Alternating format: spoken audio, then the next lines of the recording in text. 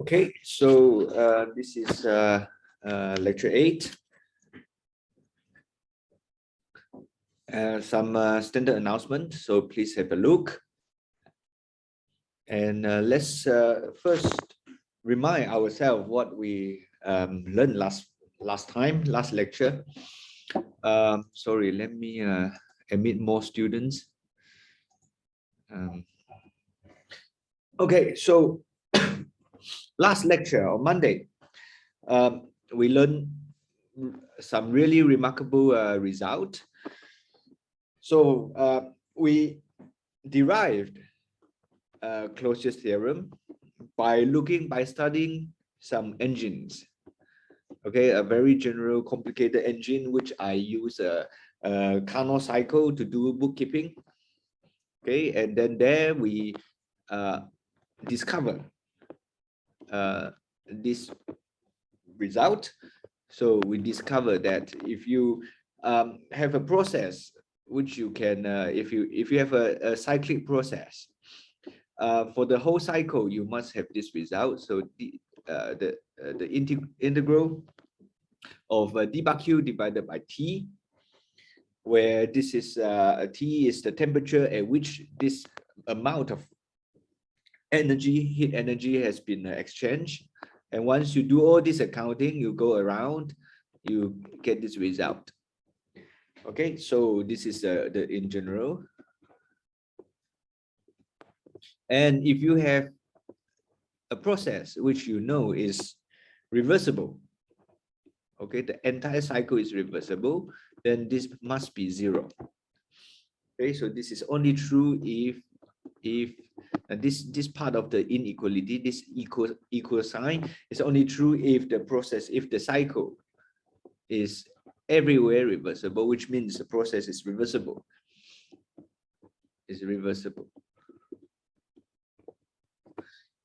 Okay, and from here we introduce a new functional state which is called the entropy. So this is so from here, from this result, we discover, you can say we discover a new functional state which we define it as the entropy. So we got entropy as such that the change of the entropy ds is related to d bar q ref. It's only this line here that allows us to write it like this. Okay, so if you have a process which you are not sure whether it's reversible or not, the best you can write is to introduce to keep the inequality. So this is something we derive. So for the general case, you have this. Okay, so this is d bar q. All right, so this is what we need to understand today's lecture. And at the end of last lecture, we went through this, right? So this, the introduction of this entropy gives you a way to test whether a given process is allowed or not. Okay, so as the very first example, I introduced this example. Okay, so this is I rush it through a little bit. So we look at this system. We look at the universe, which only has 2 components. We call it the system and the reservoir. And this is the original setup. The reservoir is at some temperature of the reservoir TR, and the system is at some temperature TS, T system. And you put them in thermal contact, and then they both end up at TR. So this tells you the error of time. This is how the events evolve. And I ask you to do this calculation. Actually, I did it for you. And this is the result. Okay, so you are asked to look at the change of the entropy for the system, for the reservoir, and for the universe. And this is the net result. You get you calculate them individually, and then the change of the entropy for the universe is just a sum of 2, and you get this. Okay, and I claim that this is always greater than 0, greater than 0 or equal to 0. And there are ways to look at this. You can do it analytically, and this is something you can practice. You can do some analysis of this function and show that this has to be the case. Okay, this is my claim. This is my claim, and then you can show that this has to be the case. Another way is simply to plot them, to plot all this, to plot this function shown written in green, and it's more intuitive. It's more striking if you can also add these two change of entropy. So the change of entropy for the reservoir and the change of entropy for the system. And that's what I did for you. I decided to just show you the graph, so you hopefully you believe me. And at this point, I want to remind you something. If you look at Blundell and Blundell, somehow this curve is not very carefully plotted. You can see that it doesn't go to 0 at x equals 1. So be careful there. I don't know why this is not corrected. Okay, so just if you read Blundell and Blundell, for this part, you need to be careful with this curve here. But the general idea is there maybe is a publishing error. Okay, now I got to this point and then I stopped. And now let's look at it a little bit more, a little bit deeper. What does it mean here? So you should keep in mind that the entropy change can also be negative. This is the first point I want you to really pick up. Okay, the entropy change can be negative, which means entropy can decrease. You look at this part of the curve for the reservoir and this part for the system. But the point is, if you look at the universe, it so happened that everything is so carefully balanced that the delta S for the universe is always positive or 0. Okay, so this is the first point I want to remind you. I already said this, but let me say this again.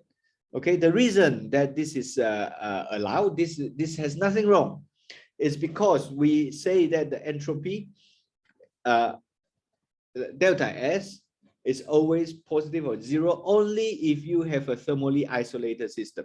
So if you look at this system, this setup here, the universe is indeed a thermally isolated system, right? This is really everything. The universe is everything, right? And then the system is not thermally isolated because it's in thermal contact with the reservoir. That is why the entropy can decrease. Okay, so this is one point. And the second point, the other definition I gave, let's see whether I still have, is here. Okay, what is the meaning of this line here? The entropy of an isolated system tends to a maximum. Okay, this is kind of capture here, right? So when do you have a maximum? When you have a maximum when the change is 0. Okay, that is to say, if you start from this side of the diagram, let's put a line indicating I will do it. Yeah, this is x equals 1. So how do I define my x? X is the ratio of the two temperatures, the system temperature divided by the reservoir temperature. So when you are on this side of the diagram, Ts is greater than Tr, right? So the system is hotter. So this part of the diagram, you have cool down of the system, right? So this is a cooling of the system, right? So x is greater than 1, so Ts is larger. Ts is larger, and in the end, you approach Tr, so this is cooling. So this part, you see everywhere here, you have this transfer of the heat. This cooling process is not reversible. It will not automatically, spontaneously have the reverse situation. You won't suddenly have the heat flow going to the other direction. So this is okay. This is indeed what we want. We want delta S to be positive, which means this is not reversible. Okay, you get this point? And then as you cool more and more, delta S is always positive, which means the entropy increases, and at some point it does not increase. It does not increase anymore. Okay, so look at this. Look at this dynamically. Your system temperature is approaching the reservoir temperature. So originally you will be at some X, which is probably quite large, and then as time goes, this X will decrease and it will approach 1. Right? And at that point, you have really the maximum. Okay, the entropy change is 0, so this is a maximum. And that is the meaning of that sentence there. So I get this question last time, and this is the answer for whoever, I don't remember who asked this question. And you can also analyze the situation from the warming side. You can also look at X less than 1, and you can just apply the identical argument and you will reach the same conclusion. Okay, so this is again, so here you have warming up of the system. So originally TS is lower, so TS wants to go to a higher temperature, which is TR, and then as this process happens, entropy keeps on increasing until you reach the equilibrium, which is when the two temperatures are the same, and at that moment the entropy does not increase anymore. And because this is an equilibrium, you can just you can take a movie of the equilibrium and then you just rewind it. It's okay. So this equilibrium state itself is automatically reversible, and that's why entropy change is 0 over there. Okay, so there are quite a lot of things here which you should have a careful look. All right, so let's move on from here. Now we are ready to combine first and the second law.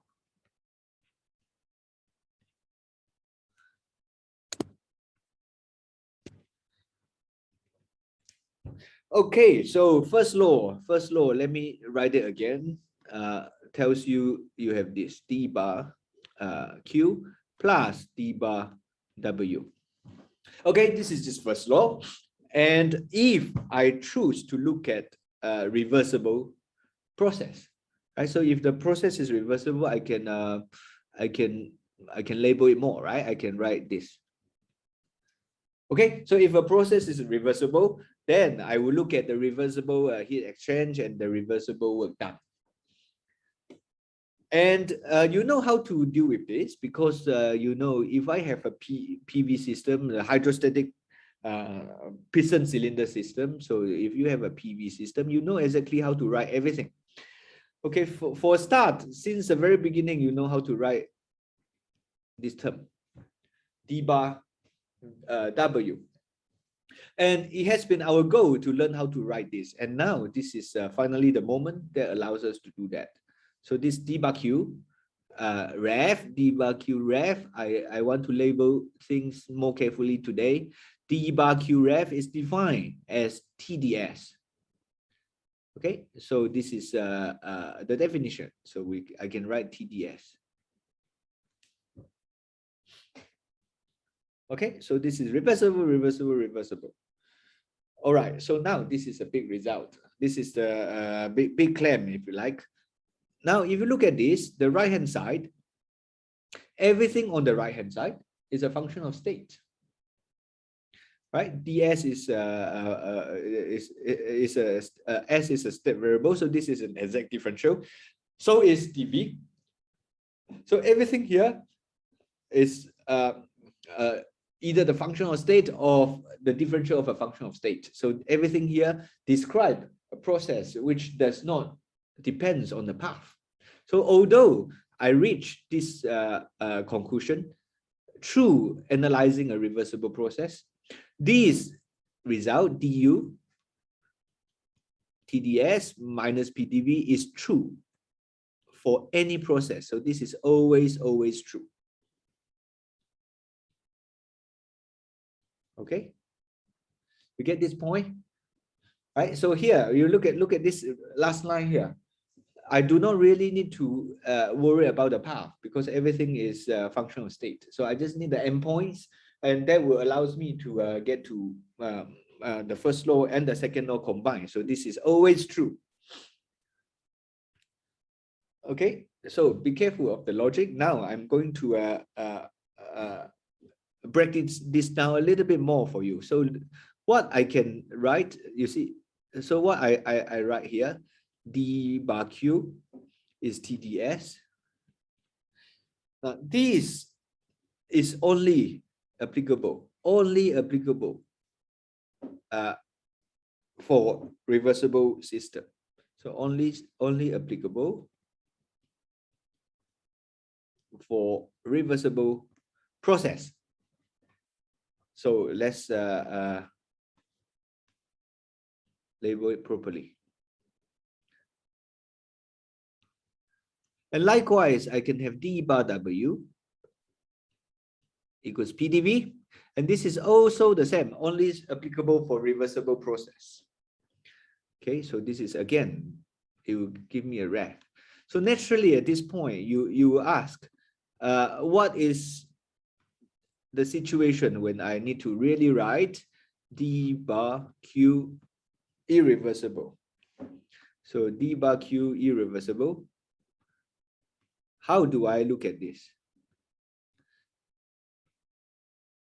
Okay, you really do not have choice. Now, you know from again this definition before. I don't want to go back to look at this. That this is really from the definition, and on that recap from last lecture, you know we introduced an inequality here. So this inequality must be very carefully brought forward to here.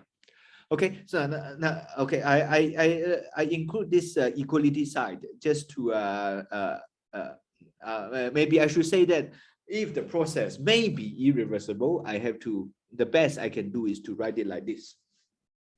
Okay, if you know the process is reversible, you can just drop the inequality sign and you get the equation. Okay, so now let's try to at least justify that this is always true, right? This is always true for any process. So let's see how we can reconcile and make some sense of the first and second law combined for the irreversible process. Okay, you might not like this inequality. I understand it's a bit hard to calculate. This is like a condition, right? So I can rewrite it a little bit, maybe to make you happier. So I'm going to write it this way.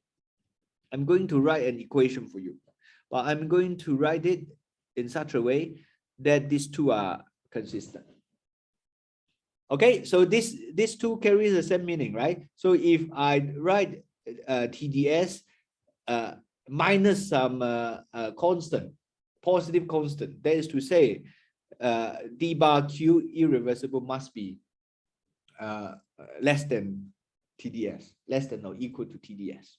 Okay, because I have this condition. And now let me apply first law to describe such a process. So if I apply first law, I will have so now I apply first law to describe the irreversible process. I will have to have a d bar q irreversible plus d bar q sorry, d bar w irreversible.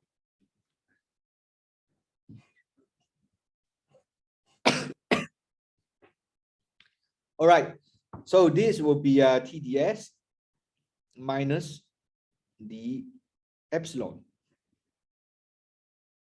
plus d bar irreversible. Okay, and I claim that this is always true, so let's apply it. Okay, this is always true. The du is always given by this for the PV system, so I will have this. Okay, so you understand what I'm doing. So this part from here to up to here, before the last equality sign, is through analyzing the process. This is an irreversible process, and then I invoke this equation up there, the one in the box. Okay, so this is always true, always. All right, so I can rearrange now. So if I rearrange, this is the result, which I hope is readily acceptable to you. So I rearrange, I look at the last bit, the last equality, then I can write something like this. I can write minus PdV plus d epsilon. Okay, and if I change it to the inequality, then this will bring me to here. Okay, now this is the result which you I say you are ready to accept, because we have seen this kind of analysis when we first introduced the work done, right? I already kind of stress that you need to be very careful to discuss the system without the friction.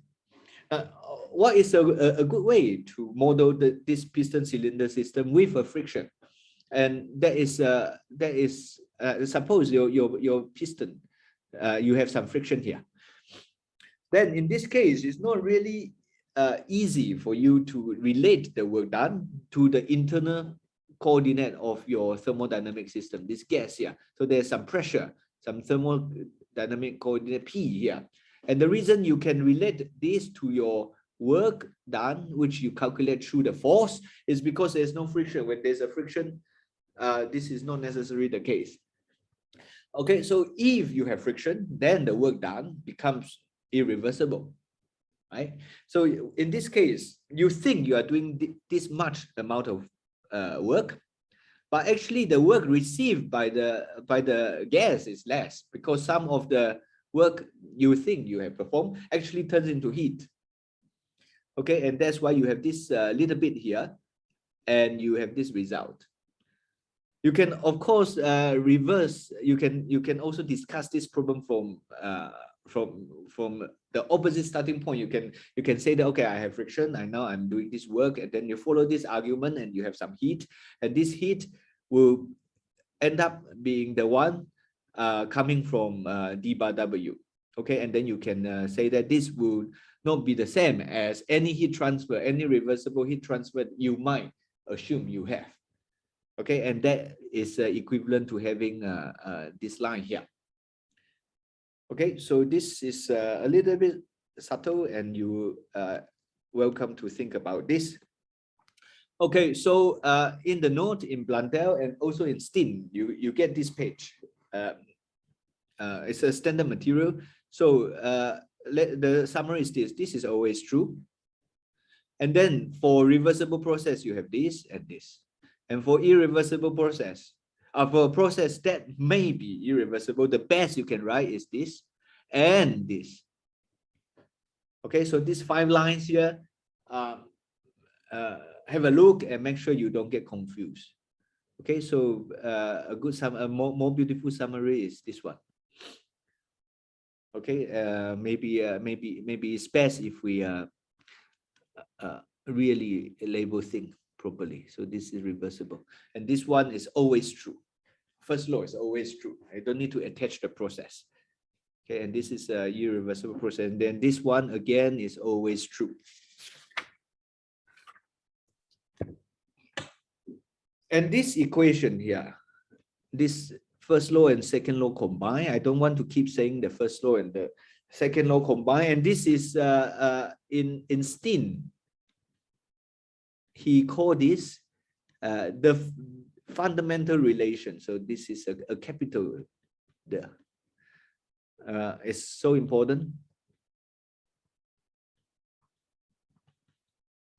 that he thinks this is very fundamental for thermodynamics. Okay, so this indeed is something I also want you to think of it as very fundamental. We are going to use it again when we are going to keep using it, and even when we enter the statistical mechanics part, the second half of this course, we are going to come back to look at this kind of relationship, this kind of equation again. Okay, and then so let's maybe let me make some comment here. So you have this U as uh, you have this fundamental relation, and one thing you should appreciate is that this du is the infinitesimal change of the internal energy U, and this is this U will be most powerful if you give me this U in terms of S and V. Okay, so S is the entropy and V is the volume. Now, the thing is, if you give me an expression U in terms of these quantities, I have the full knowledge of the thermodynamic system. Okay, so if you give me this, then so if U is explicitly given in terms of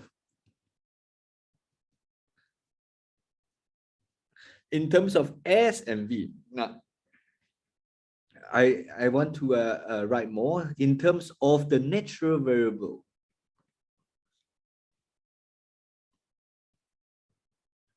What are the natural variable? In this case, for this system, this is S and V.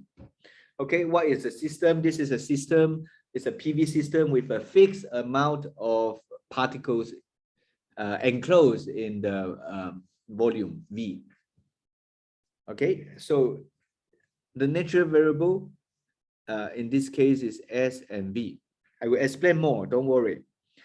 Okay, and if this is the case, then you get you get full full thermodynamic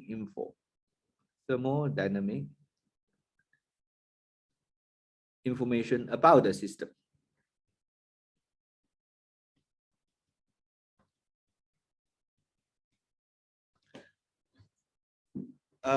The reason actually is more about the mathematics than the physics here, but it's people don't quite realize this, so I will spend a bit of time to explain. Okay, so if U is explicitly given in terms of the natural variable S and V, other thermodynamic quantities can be calculated, say, through derivative, right? You can have what is T? What is T? Now, if you look at this, T is partial U, partial S with V, constant V, right? You believe you can do this, right? If I give you U as a function explicitly written in this is not difficult for you to work out.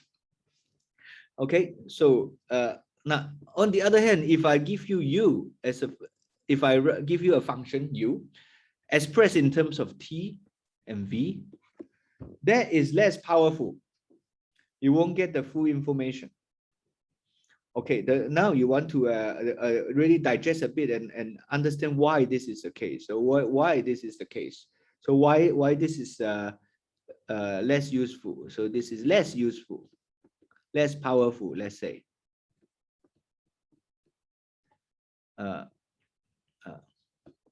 Why?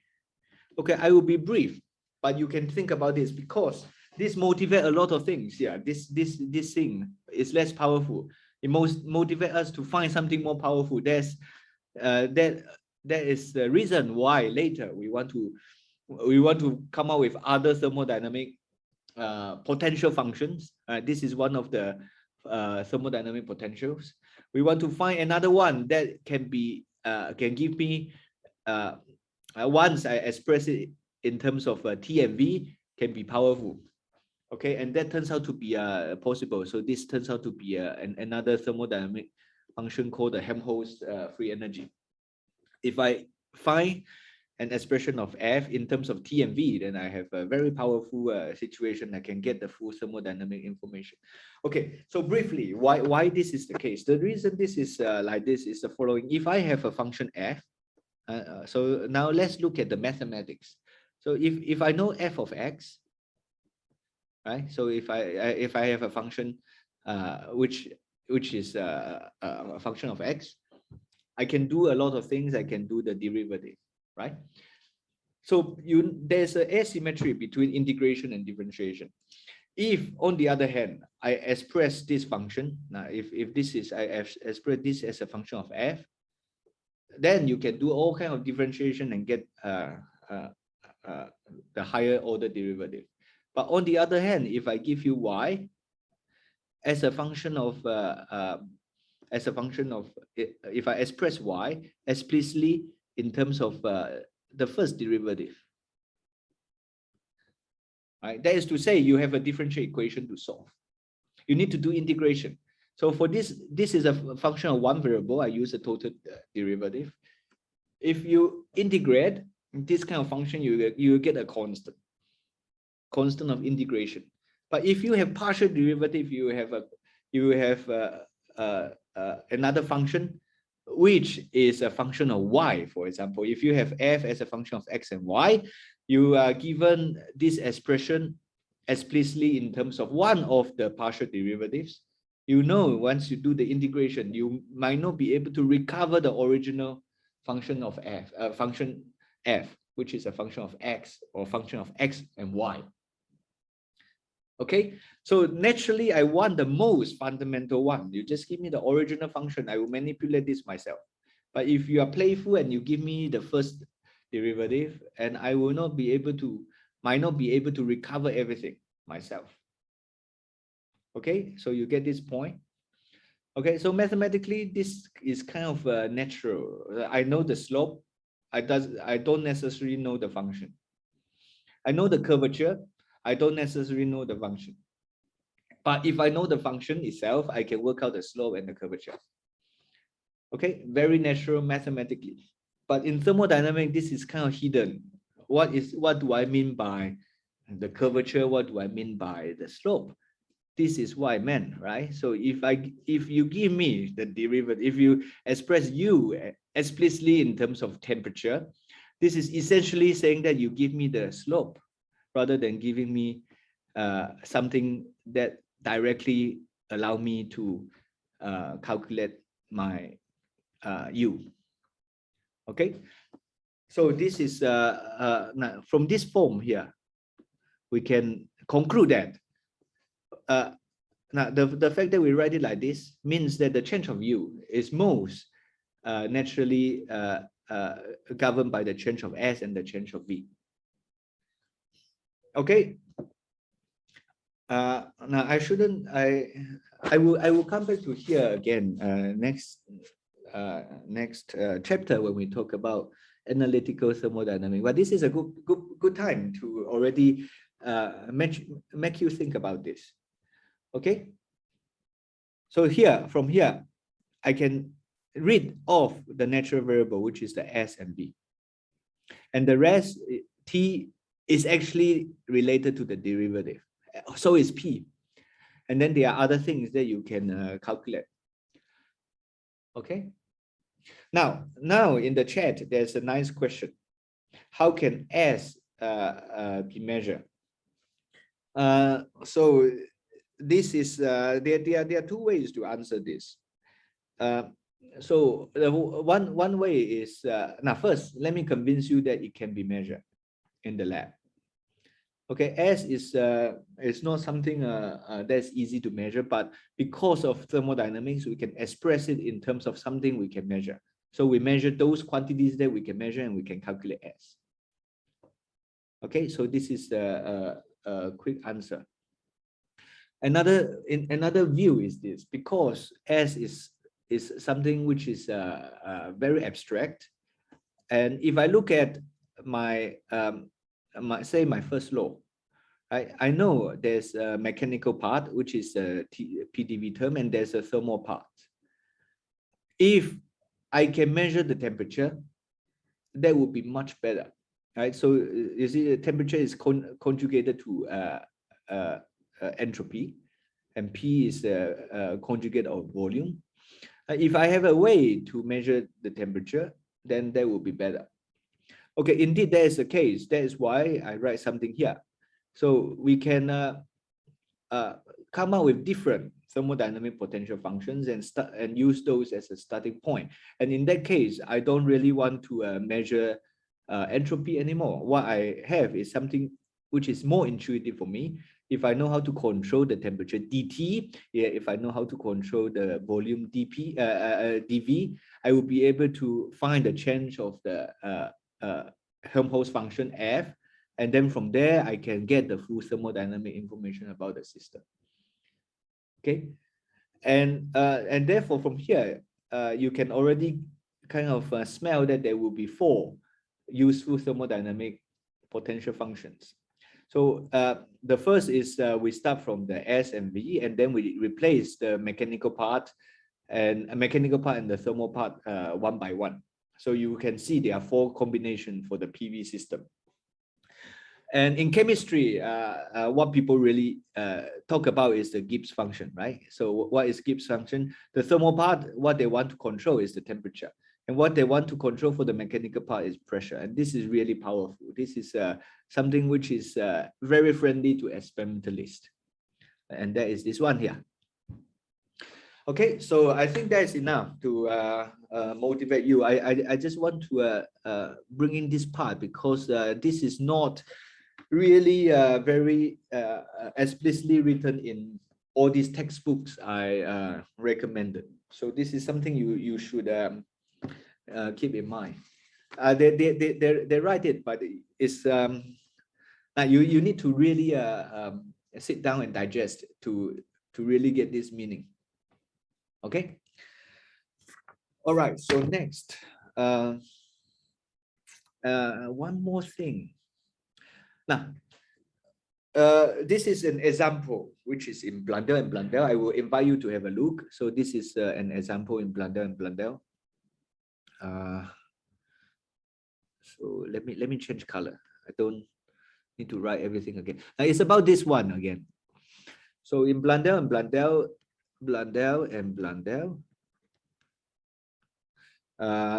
example 14.2. It talks about the fact that you can think of this as a force. So this as a force, and as well as this. So this intensive variable in this equation, you can think of it as some kind of force. Okay, this example is not too long. You can kind of appreciate this a little bit more. So basically, it discuss using the thermodynamic we developed so far to discuss what is the requirement for, let's say you have 2 systems that can exchange volume. Right, so the natural one, the easy one is like this. I have a box with a movable piston. So this piston can move. Right, so this can exchange volume with this P1, P2, V1, V2. Okay, and what is the condition for the volume to reach equilibrium? Okay, and you will see this is the driving force is the pressure gradient. And you want the pressure gradient to go to 0, then you have you will not have you cannot drive the change of the volume, right? Natural. But if you say in this kind of a language, this is also applicable when you talk about entropy. Okay, how do I make sure the entropy does not change anymore? So what is the role of the temperature? Okay, so this is discussed briefly in this example. It's about 10 minutes of your work or less. Okay, have a look. Okay, next. I want to, before we move to the Joule expansion, I want to, actually, I want to talk about this, the direction of heat flow.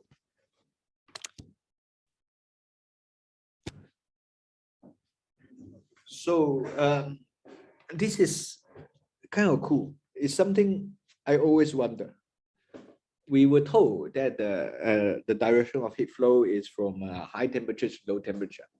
We know about this for a long time, but how do we now, if a kid asks you about this, why this is the case, how do you really answer it well? So now I would say this is a tricky question, and to really answer this fully, we are in a very good position today. Okay, we know this for a long time, and how do you really present it? And the way, I think the nice way is to invoke the second law. Okay, so I'm going to look at this system. I will have a system like this. I will have a system A, which I will just call it some kind of reservoir. So I will just imagine I have two reservoirs. The reason is I don't want to worry about the integration. This is like the question about the reservoir and system at the beginning of the lecture. So let's imagine I put two reservoirs together. Okay, so they are really in thermal contact. Okay, so I'm going to imagine two reservoirs, T1, T2.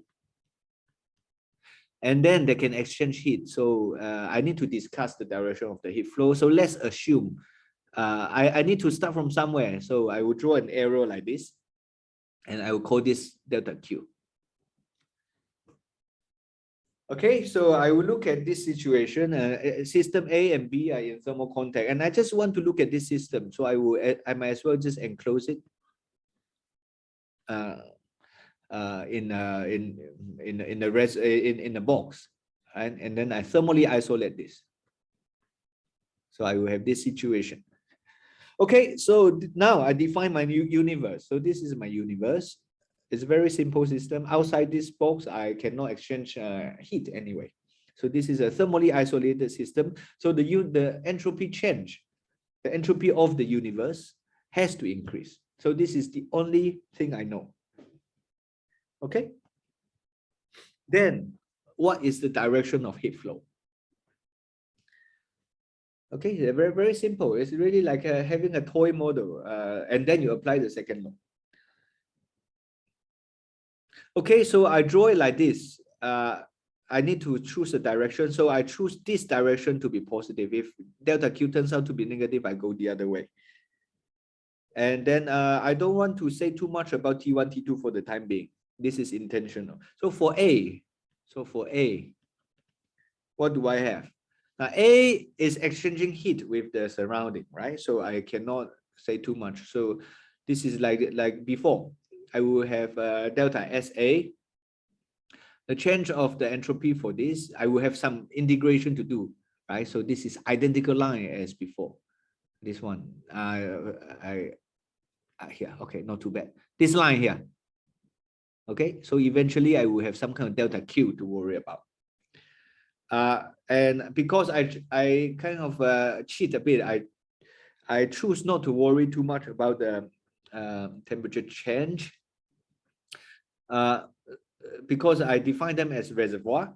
So in the end, the result will be like this, right? So I will have 1 over T1, the temperature of the first reservoir. And then I will integrate d bar Q for this situation. And I know this is equivalent to delta Q. Okay, now I choose this direction to be positive. And from A point of view, from a system A point of view, this will be a positive delta Q. Okay, simple. And now for B, I will have the same. I will have 1 over T2. And I draw the arrow this way. So I will have minus delta Q2 like this. Minus delta Q, sorry. All right, so now I'm ready. The entropy change of the universe has to be the sum of these two. So I will have delta Q 1 over T1 minus 1 over T2. Okay, so this is simply writing this down, the sum. And second law tells me this is the universe thermally enclosed, so thermally isolated, so the entropy can only increase. Okay, and now you're ready. Now, if T2 is greater than T1, so if T2 is greater than T1, 1 over T2 is smaller than T1, so this has to be positive. In order for this thing to stay positive, delta Q is positive. And therefore, the heat transfer is exactly as drawn. Okay. And the reverse is if T1 is greater than T2, then this is negative, and I have to flip the direction of the arrow in order to satisfy the second law. So this tells me the direction of the heat flow has to be from high temperature to low temperature. Okay. So let me write this down. If T2 is greater than T1, the reverse is also true.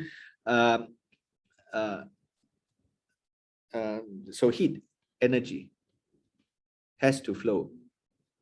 Heat energy has to flow from B to A.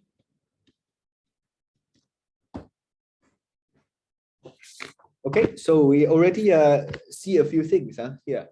So we use this concept of entropy to look at heat flow, to look at a more general irreversible process, right? This is a standard one. Okay.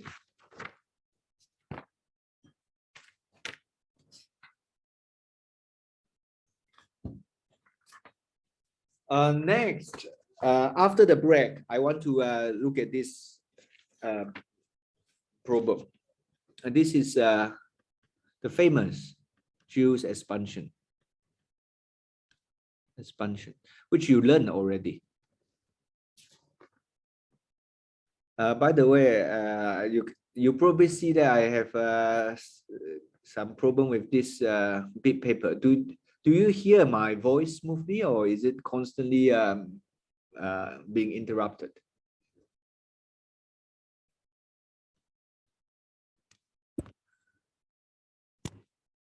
Hello? Voice is smooth, so it's a problem of this site then. Because if voice is not smooth, it's probably the internet, and that is something I can maybe try to. Okay, then forget about this. It's something strange with this website. Let's accept this. There's nothing much I can do. Let's be patient. Okay, so maybe let's take a break, and then we'll look at this big problem here. This Joule's expansion. Okay, so what about again about 10 minutes break? Come back at 1:35, and we are going to analyze this problem. Okay, see you at 1:35.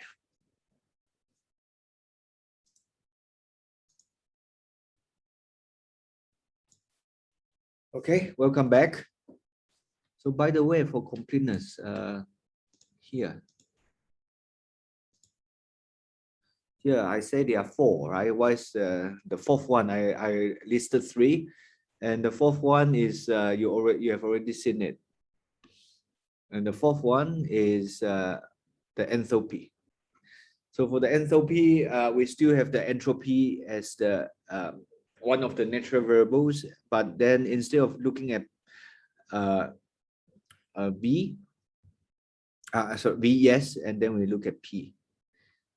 And then in order not to confuse you, I'm going to quote this because this is not really I use it as a discussion, but this is not really the natural variable. Okay, so we can have others thermodynamic potentials, and these are the 4. Okay, the enthalpy, internal energy, Helmholtz, and the Gibbs. Okay. All right, so now let's look at this problem.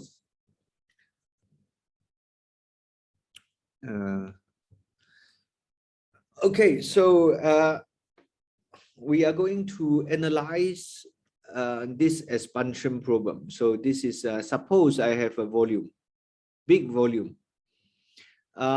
I can put a partition somewhere, but for the sake of argument and to make things simpler, I will put this partition right in the middle. Okay, that's because I don't want some funny fraction. It's just some numerical factor. So let's just keep life simpler, and so we can get the physics out quickly. Okay, it doesn't like me doing this too quickly, maybe. Okay, so this is the standard Joule expansion. So we will thermally isolate this. Okay, now this is our universe. And let's define some symbol. I will have V0 here. And this is also V0.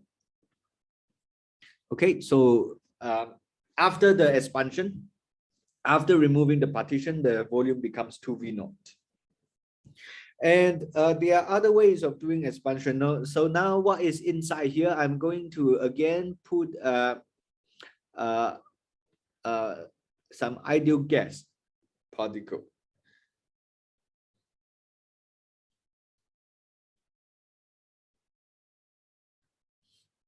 Okay, the aim here is to use it to convince you that this process is not reversible.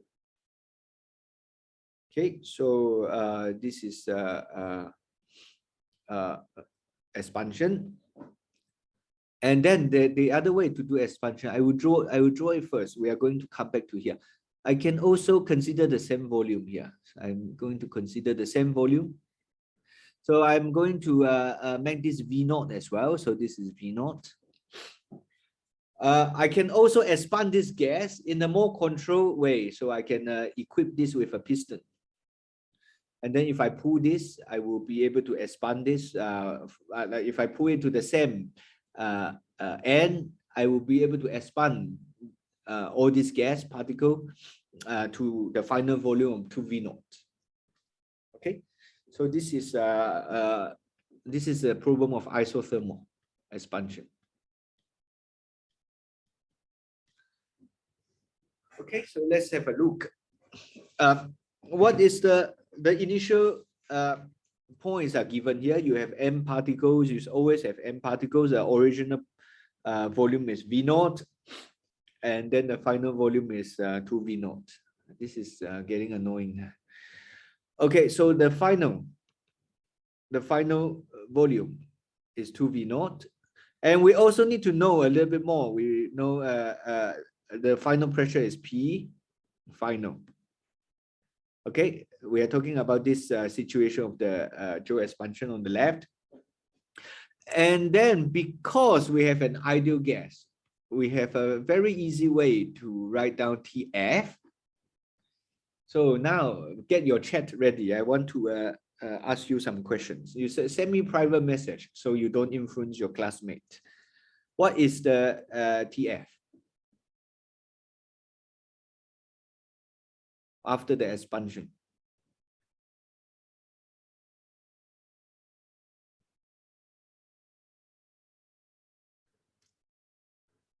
What is the value of TF after the expansion, T final, in relation to the initial?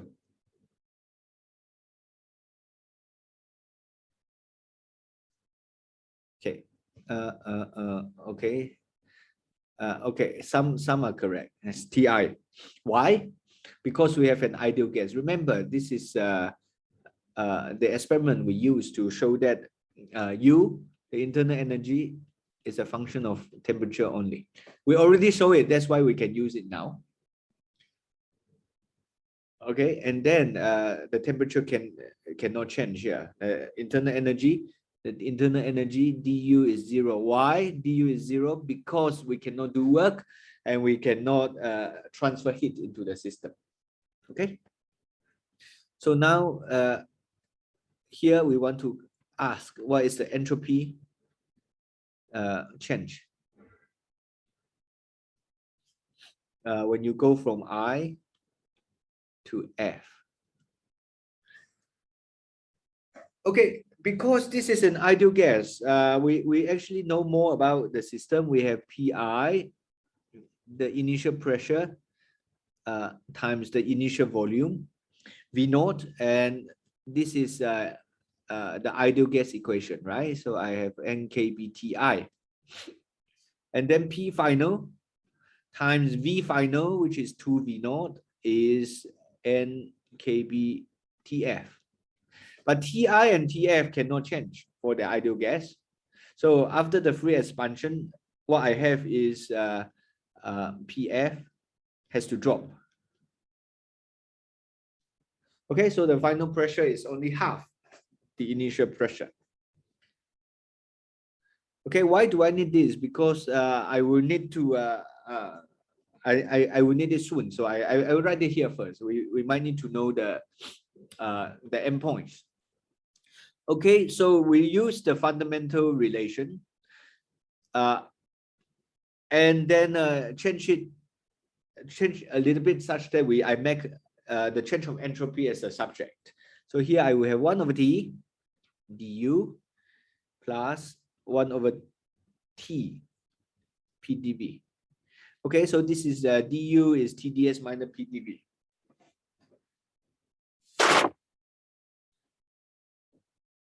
Okay, now the question is, how do I evaluate the entropy change? Which path can I use to do this?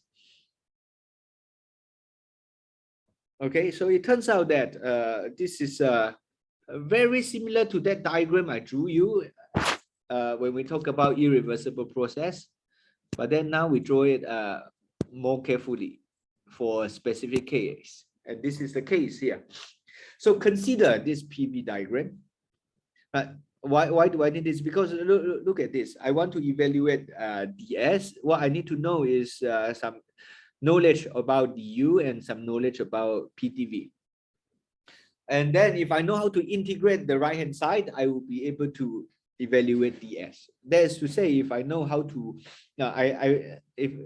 if I know how to relate P and V, I will have a function on the PV diagram, and that will allows me to evaluate the second term.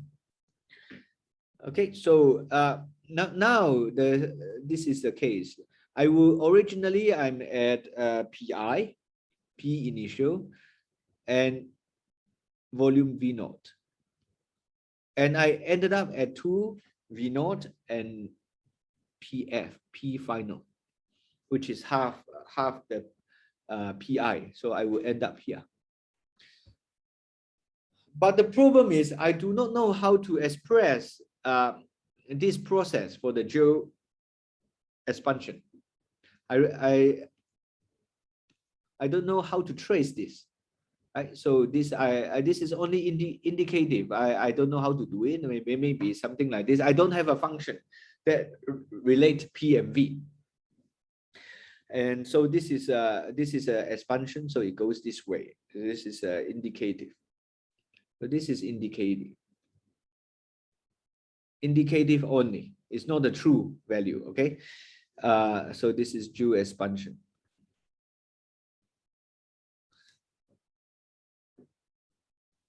But the good thing is this, because everything here is a function of state, I do not need to care about the precise path I use to evaluate the integral. So I can choose one which I know very well, and you should be able to convince yourself that if I pick an isothermal expansion, I can satisfy exactly the same endpoints. Okay, so if I go here from here to here with isothermal expansion, so this is isothermal, I will be able to connect the same endpoints, right? You can check, right? So now if I increase the volume by a factor of 2, I use this equation PV equals NKT. Because this is isothermal, I will have the temperature unchanged. So it's not the same equation, but then you give you the same result, right? So if the reason I can write this line here is because in the free expansion, I invoke the fact that the internal energy cannot change, and therefore the temperature cannot change. So I have this. But this is another way of doing this. This is another way to doing the expansion. But to keep the temperature unchanged, that is to make it isothermal.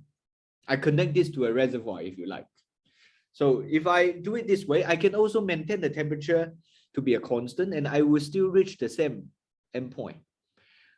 But the beautiful thing is, because I know precisely how to write down this path or for the isothermal expansion, something you did in chapter 2 or chapter 3, and therefore we know precisely how to do the integration, and that will be the same entropy change. Okay, so let's do it this way.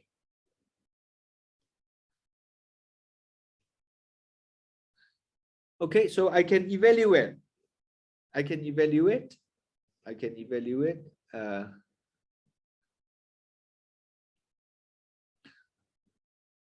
delta S, can evaluate delta S along the isothermal path. Why? Because S is a function of state.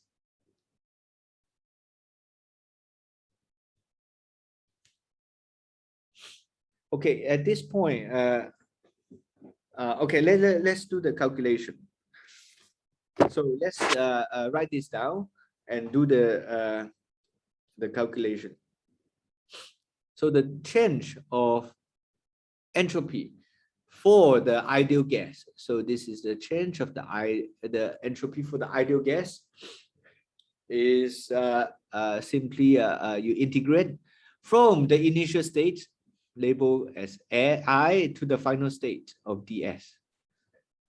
Okay, this is the definition. This is the first law for the system being the ideal gas. Okay, and then I can just write, then this is rather simple. I will have 1 over T PdV. Okay, and again, this is from I to F.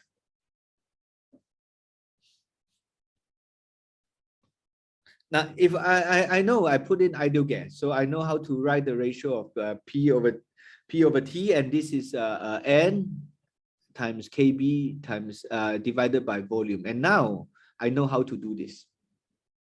Okay, so now the initial state is characterized by volume V naught, and the final state is characterized by the volume 2 V naught. Okay, so far so good. And then I have a 1 over V, so I will bring in a log. So this is N Kb, N times Boltzmann constant, log of 2 V naught over V naught.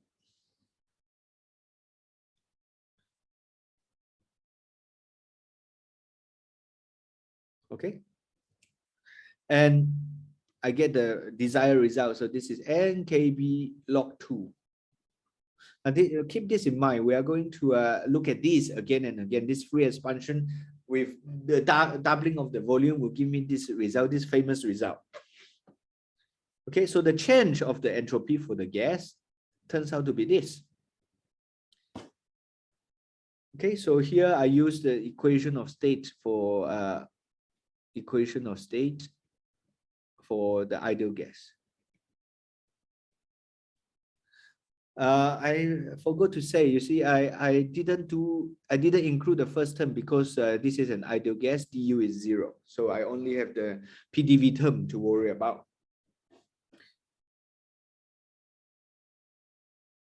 Okay, next, I need to look at the surrounding. What is the entropy change of the surrounding?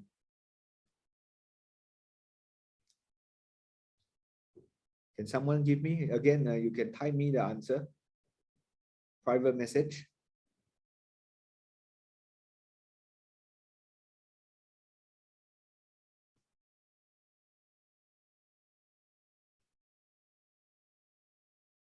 What is the entropy change for the surrounding for this Joule expansion? Okay, that's right. Yes, be more confident. Some of you are putting question marks. Now it will be 0 because my system is isolated. You can actually think of it as a universe. But in any case, it does not interact with the surrounding. I want to introduce this notation because I want to discuss the other expansion problem soon. Okay, so the change of the universe, entropy change of the universe will be the sum of the two, and then I will have nkb log 2. Okay, so this is greater than 0 as required. So this is as required because we know this is a process which is not reversible. Okay, so this is as requires because Joule expansion is irreversible. Okay.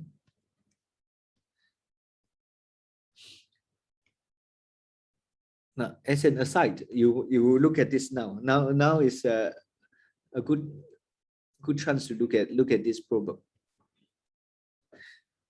Okay, if you have Joule compression, I quote because this is a process which we know is not allowed. It doesn't happen spontaneously, right? This is not allowed. It's not allowed. Why? Now this is a good time for you to understand why this is not allowed. Because now if you go through this exercise and you do the Joule compression, you just reverse the endpoints. The only thing you change is you reverse at this point. You reverse the limits.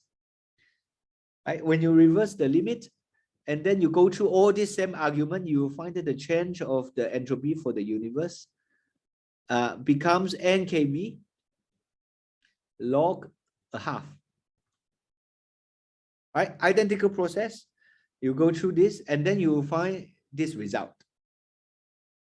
Okay, it stops here, right? And then the surrounding remains the same, and the change of the universe, entropy of the universe is log a half, and log crosses 0 and 1. So once you have fraction, this becomes negative. Okay, and therefore, second law says that you cannot have for a thermally isolated system, the entropy cannot decrease, but this entropy decreases. So therefore, this is forbidden. So this process is forbidden by the second law. Okay, so this is another way to look at this Joule compression, which is something that does not happen. Or another way to look at this is you look at Joule expansion, and then you say that this process is not reversible. Okay, so this is an equivalent way of looking at the same thing.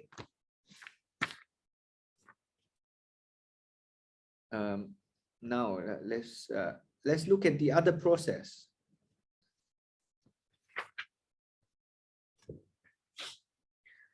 Okay, for the isothermal process, I want you to we need to think about this problem as well.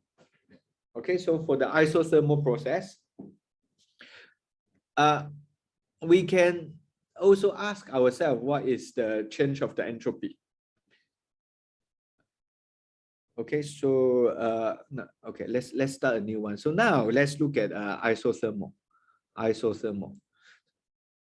So the other drawing. So look at the isothermal. Isothermal expansion.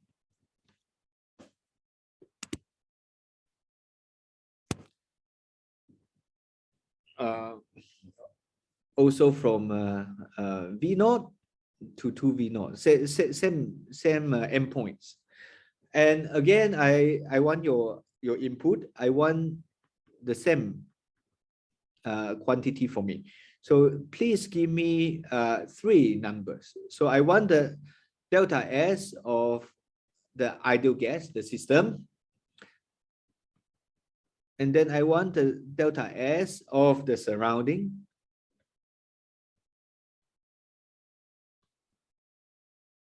And then I want the delta S of the universe.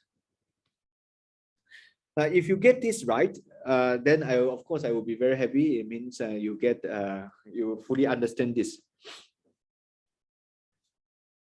Okay, so I want an isothermal expansion. This is the other half of this question. I already solved the adiabatic part for you. Okay, so please give me three entries separated by comma. So the first one, I want delta S for the gas, and then delta S for the surrounding, and then the total. Okay, let's spend 2 minutes on this.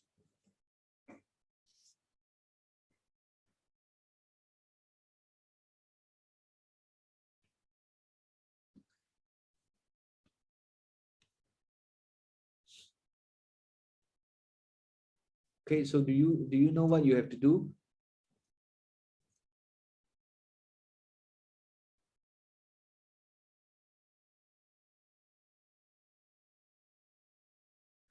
Okay, good. I see some answers coming in. What about the rest? Three entries.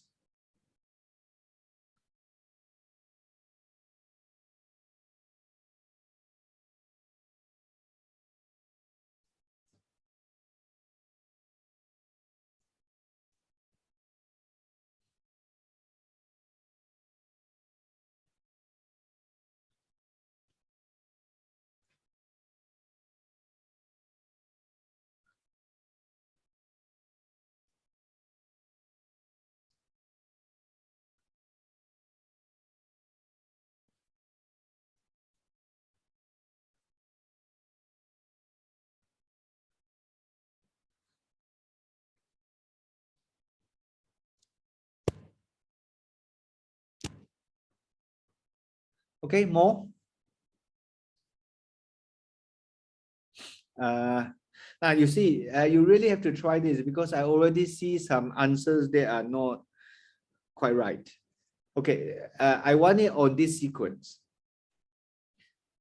Delta S of the system, delta S of the surrounding, delta S of the universe for two different processes. Okay, I already see some answers that are not correct. It might be, you might think this is a trivial. Okay, so let me wait for a bit. I can afford some time here. So this is for the geo expansion. I will summarize it for you here.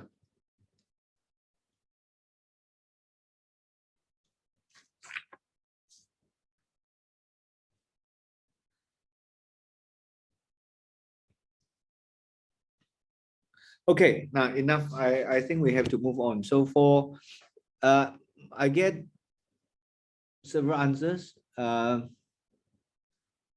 Unfortunately, half of them are wrong. Okay, so the thing, at least all the answers came in. This is correct. This is the same endpoint. We're talking about the system. We wrote the first law for the system, and the endpoints are the same, and therefore the change of S will be the same. Okay, this one everybody gets. Okay, isothermal expansion is something we learned very well. We learned it a long time ago, and then we use it a lot for Carnot cycle. And Carnot cycle is completely reversible. Okay, so a quick way to argue about this is the isothermal expansion must be fully reversible, so this has to be 0. Okay, now for this to be 0, how do you do this? How do you get this to be zero, this has to compensate from the surrounding, because you have a very simple universe. Yeah, your universe only has two items, which is the gas and the surrounding. Okay, so this is the full answer. Or you can calculate this. You can calculate, you can write the first law. You can write, I'm not going to do it, but it's the same. Mathematics is the same, but the argument is a little bit lengthy. You can write the first law for the surrounding. You just treat it as a system which can exchange heat with your gas. So when you go through this isothermal expansion, heat will enter from the surrounding. You know this very well, right? Because in the Carnot cycle, we drew it all the time. This is the Carnot cycle. We draw this arrow, Q1, Q2, and we draw this PV diagram. Right? This isothermal expansion, right? From here to here is expansion. We know the heat, you must involve heat exchange. So the heat has to come from the surrounding. So if you write the first law for the surrounding, you will really be able to calculate this precisely. Okay, so there will be heat leaving the surrounding, and therefore this is why you get the negative sign, according to our sign convention. And this is exactly the same amount of heat that is absorbed in this isothermal expansion, and therefore you have this result, and this is fully reversible. Why do we know this is fully reversible? Because Carnot cycle can be driven backward. So I can have isothermal compression here. And then in all those diagram, I flip the direction of the arrow for the heat transfer. Right? I will point from my engine to the reservoir, and that is equivalent to saying that heat will leave the system. So this is fully reversible, and I expect this answer. Okay, so it turns out that half of the answers are exactly half of the answers are wrong. So the issue is between these two. Okay, so they swap these two. Okay, this is interesting. And then the answers they are wrong. Decided to use little n and a gas constant R. So I don't know whether it's books you read or what. You can tell me more. I'm interested to learn more about your thinking. Okay, just type to me and then I will read it after the lecture. All right, so let's move on, and I still with this example we still want to dig a little bit deeper. So let's dig a little bit deeper, and again I want you to tell me what is wrong with this argument. So this argument is this. So now let's look at Joule's expansion once again. So Joule's expansion. Okay, I thermally isolate my system, so d bar q is 0, right? So this picture I drew up here, I thermally isolate my system, so heat cannot enter, so d bar q is 0. And it's a free expansion. There's no way for me to do work, so d bar w is 0, and then du is 0. Okay, so with this, why we cannot just write why it is not, why can't we immediately, can we instantly conclude